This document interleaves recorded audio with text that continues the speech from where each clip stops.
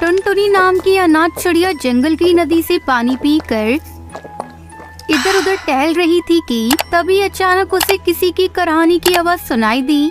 अरे ये तो किसी के दर्द से कराहने की आवाज है। ये आवाज तो पेड़ के पीछे से आ रही है। जाकर देखती हूँ, शायद किसी को मदद की जरूरत हो। टुनटुनी चिड़िया पेड़ के पीछे जाकर देखती है कि एक कबूतर पेड़ के पीछे गिरा पड़ा है और उसके सर से खून निकल रहा है। अरे आपके सर से तो बहुत सारा खून निकल रहा है।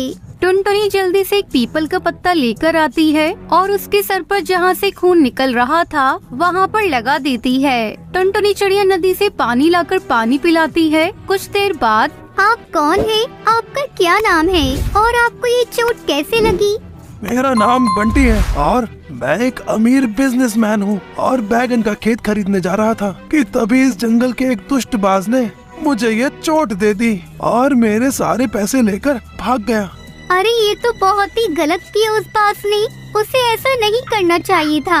आपके सर से तो इतना खून बह रहा है, जान भी जा सकती थी। हाँ, तुमने मेरी जान बचा ली, वरना मैं आज मर ही गया होता। तुम्हारा बहुत बहुत धन्यवाद। नहीं, इसमें धन्यवाद की कोई बात नहीं है। आखिर हम पक्षी अगर एक दूसरे की मदद नहीं करेंगे तो कौन करेगा? वैसे तो तुम उम्र में काफी छोटी लग रही हो, लेकिन अपनी उम्र से ज्यादा समझदार हो। कहाँ रहती हो तुम और तुम्हारे मम्मी पापा कहाँ हैं? माफ कीजिएगा, मैं अनाथ हूँ। मेरे माँ बाप नहीं है और मेरा कोई घर नहीं है। मैं बस इधर उधर रहकर अपनी जिंदगी गुजार लेती हूँ। अच्छा, तुमने मेरी जान बचाई है। मैं इसके बदले में तुम्हें पैसे दे सकता हूँ। तुम मेरे साथ मेरे घर चलो। अभी तो मेरे पास पैसे नहीं है। मैं तुम्हें घर चलकर जितने पैसे बोलोगे उतने पैसे दे दूंगा।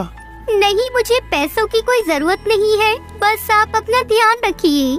अच्छा, अभी तो मेरे सर में चोट लगी है। क्या तुम मुझे मेरे घर तक पहुंचा सकते हो? जी जरूर, क्यों नहीं। तब तक आप लोग कमेंट में बताएं 9 into 9 कितने होते हैं। टुनटुनी बंटी को सहारा देकर उसके घर तक पहुंचा देती है। मुझे पता है तुम मुझसे पैसे नहीं लोगी, इसलिए ये लो, मैंने तुम्हारे जंगल के पास बैगन के खेत खरीदे थे और ये खेत आज से तुम्हारे हैं। ये लो खेत के पेपर्स और तुम अब इन्हीं पर रहना और अपना घर जरूर बना लेना। आपको बहुत बहुत धन्यवाद। कोई बात नहीं है, आखिर तुमने मेरी जान बचाई है। अगर तुम्हें जिंदगी में कभी भी किसी चीज की जरूरत हो तो तुम बेझिझक मेरे पास आ जाना। टुनटुनी वहाँ से बैंगन के खेत पर आ जाती है। खेत से बैंगनों को बेचकर पैसे कमाती है। बैंगन की कुछ खेतों से इतनी अच्छी आमदनी हो रही है। अगर मैं और फसल लगाकर अपना पूरा एक खेत तैयार कर लूँ तो कितने पैसे मिलेंगे। बहुत ही अच्छी तरकीब है। मैं कल से ही फसल लगाना शुरू करूँगी। टुनटुनी धीरे धीरे बैंगन की पूरी फसल लगाना शुरू कर देती है। तभी टुनटुनी चिड़िया का दोस्त कालू कौवा वहाँ आता है। अरे टुनटुनी, क्या कर रही हो ये तुम? मैं अपनी बैंगन की खेती कर रही हूँ। टुनटुनी, तुम पागल हो गई हो क्या? अकेले इतना बड़ा बैगन की खेती कैसे कर सकती हो? और तुम्हें तो वैसे भी खेत फ्री में मिल ही गया है। तुम्हारी जिंदगी तो आराम से कट जाएगी। क्यों फालतू में इतनी मेहनत कर रही हो? तुम आराम से खाओ पियो और ऐश करो। देखो, मुझे मेरा काम करने दो और तुम यहाँ से चले जाओ। मैं मेहनत से नहीं घबराती और मैं अपनी बैंगन की खेती तो कर रहूंगी और अपना बड़ा सा बागान बनाकर ही रहूंगी। देख लेना, मुझे एक दिन सफलता जरूर मिलेगी। हाँ ठीक है, करती रहो। इतनी गर्मी में खेती, मैं तो चला अपने घर आराम से सोने। टुनटुनी चिड़िया अपने दोस्त कालू की बातों पर बिल्कुल भी ध्यान नहीं देती है और अपने बैंगन की खेती लगाकर उनकी खूब देखभाल करती है। अब टुनटुनी चिड़िया धीरे धीरे बड़ी हो रही थी और उसके साथ साथ उसकी फसल भी बड़ी हो रही थी। 6 महीनों की मेहनत के बाद उसमें धीरे धीरे बैंगन आना शुरू हो गए थे। टुनटुनी ने खूब मेहनत करके अपनी बागान को बड़ा ही सुंदर बना लिया था। टुनटुनी के खेतों में बैंगन आ जाते हैं तो टुनटुनी बैंगन तोड़कर पूरे जंगल में फ्री में बांटती है। आखिरकार तुम्हारी इतनी महीनों की मेहनत रंग लाई। हाँ टुनटुनी बिटिया, तुम्हारे बैगन सच में बड़े ही अच्छे हैं। हाँ हरी चाची, मेहनत करने वालों को भगवान सफलता जरूर देता है और देखो आज मेरी मेहनत सफल हुई। टुनटुनी, तुम सच में बहुत मेहनती चिड़िया हो। हाँ, मैंने मेहनत करी है और मुझे उसका फल मिला। लेकिन कुछ पक्षी थे जो मुझे मेहनत करते देखकर खूब हंसते थे और मुझे मना करते थे कि मैं ये सब ना करूं। हाँ टुनटुनी, मैं अपनी कही हुई बात पर शर्मिंदा हूँ। मुझे इस तरह से तुम्हारा मनोबल नहीं तोड़ना चाहिए था। हो सके तो मुझे माफ कर देना। अरे नहीं कालू भाई, तुम्हें माफी मांगने की कोई जरूरत नहीं है। ऐसे ही कुछ दिन बीत जाते हैं और टुनटुनी अपने बैंगन के खेत में बैठी थी कि तभी कड़कनाथ सेठ कौवा वहाँ आता है। ये खेत आपके हैं? जी हाँ, ये खेत मेरा है। मेरा नाम कड़कनाथ है और मैं आपसे आपका पूरा खेत खरीदने आया हूँ। शहर की सब्जी मंडी में मेरी सबसे बड़ी दुकान है और आज तक मैंने ऐसे फ्रेश बैगन पूरे सब्जी बाजार में नहीं देखे। मेरी फसल ऑर्गेनिक है, इसमें कोई केमिकल का उपयोग नहीं हुआ। क्या कीमत होगी आप मेरे बैंगन की फसल की? मैं आपको मुंह मांगी कीमत दे सकता हूँ। आपको जितना पैसा चाहिए आप बताइए, मैं दे दूंगा आपको। टुनटुनी चिड़िया अच्छे दामों पर सेठ कड़कनाथ को अपनी बैंगन की फसल बेच देती है। आज टुनटुनी चिड़िया बहुत खुश थी क्योंकि उसको अपनी मेहनत के अच्छे दाम मिल गए थे। एक घने जंगल में टुन्नू नाम का चिड़ा अपनी पत्नी और बेटी टुनटुनी चिड़िया के साथ रहता था। उसकी पत्नी की बहुत बार तबीयत खराब हुई। कुछ ही महीनों में वो भगवान को प्यारी हो गई। टुन्नू और उसकी बेटी अकेले रह गए। एक दिन हरी काकी टुन्नू से मिलने आई। टुन्नू भाई, आपकी बेटी अभी बहुत छोटी है, इसे देखभाल के लिए माँ की जरूरत है। आप दूसरी शादी कर लीजिए। बहन, मुझे डर है कि सौतेली माँ मेरी बेटी के साथ बुरा सलूक न करे। आप ऐसा मत सोचिए, मेरी नजर में एक सीधी सादी चिड़िया है। कहिए तो मैं आपकी तरफ से बात चलाऊं। ठीक है हरी काकी, अगर आप चिड़िया से परिचित हैं तो मुझे कोई एतराज नहीं है। इस तरह टुन्नू की शादी पिंकी नाम की चिड़िया से हो गई। पिंकी चिड़िया टुन्नू के सामने तो टुनटुनी को बहुत प्यार करती थी, पर जैसे ही टुन्नू काम पर चला जाता तो टुनटुनी से सारे घर का काम कराती थी। टुनटुनी, अब ये सारे बर्तन धोकर साफ कर दे, वरना तुझे बहुत पिटूंगी और तेरे पिता से भी मार पड़वाऊंगी। मेरी माँ मुझसे कोई काम नहीं कराती थी। तुम मेरी माँ नहीं हो। मैं पापा से तुम्हारी शिकायत करूँगी।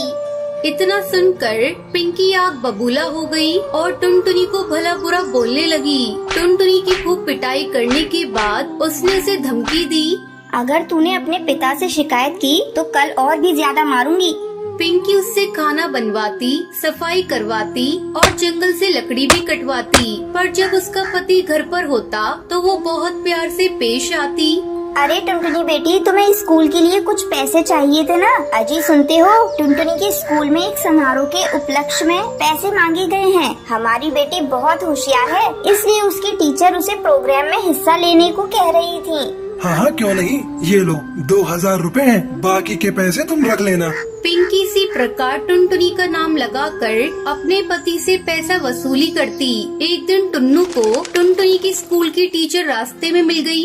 अरे टुन्नू जी, आपकी बेटी कई दिन से स्कूल नहीं आ रही है, क्या बात है?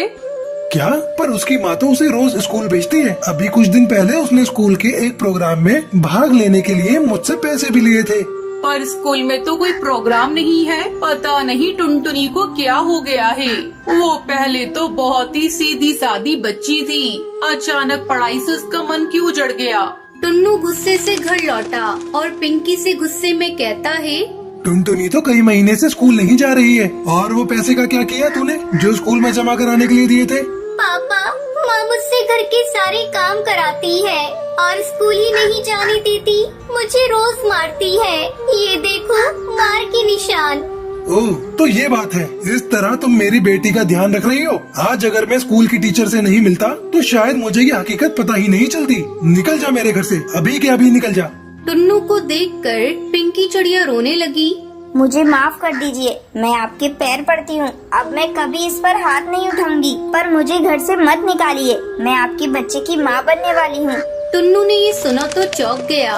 क्या तुम माँ बनने वाली हो? ठीक है, मैं तुम्हें माफ करता हूँ, पर आज के बाद मेरी बेटी टुनटुनी को कोई कष्ट न हो। टुन्नू चिड़ा के डर से अब पिंकी चिड़िया टुनटुनी से अच्छा बर्ताव करने लगी। कुछ दिन बाद उसने भी एक अंडा दिया। पिंकी चिड़िया और टुन्नू नए बच्चे के आने से बहुत खुश हुए, पर टुनटुनी की किस्मत में दुखी लिखे थे। टुन्नू की तबीयत अचानक खराब हुई और वो भी मर गया। अब तो टुनटुनी पूरी तरह से अकेली रह गई। पिंकी चिड़िया अपने बेटे से बहुत प्यार करती और टुनटुनी पर बहुत अन्याय करती थी। कुछ महीनों बाद पिंकी का बेटा बड़ा हुआ तो शराब पीने लगा। एक दिन गोलू चिड़ा नशे में घर आया। अरे पहले तो तू सिर्फ आवारागर्दी करता था, अब तो शराब भी पीने लगा। हाँ पीऊंगा शराब में, जो कर पाओ कर लो। तू रुक, अभी तुझे बताती हूँ। मैंने कभी तुझ पर हाथ नहीं उठाया ना, इसलिए तू बिगड़ गया है। पिंकी ने गोलू को मारना शुरू कर दिया तो गोलू ने भी अपनी माँ को पीटना शुरू कर दिया। किसी तरह टुनटुनी ने बीच बचाव किया। टुनटुनी मुझे माफ कर दे, मैंने तुझे बहुत सताया। ये मेरे ही पाप हैं जो पलटकर मेरे जीवन में आग लगा रहे हैं। माँ तुम चिंता मत करो, तुम्हारे और गोलू के अलावा मेरा है ही कौन। मैं गोलू को समझाऊंगी। अगले ही दिन गोलू की तबीयत बहुत खराब हो गई थी। कुछ ही दिनों में उसकी मृत्यु हो गई। अब टुनटुनी ही पिंकी के बुढ़ापे का सहारा थी। टुनटुनी ने कभी अपनी सौतेली माँ से पुराने दिनों का बदला नहीं लिया, बल्कि हमेशा उसका ध्यान रखा। फिर पिंकी चिड़िया अपनी बेटी टुनटुनी के साथ खुशी खुशी रहने लगती है।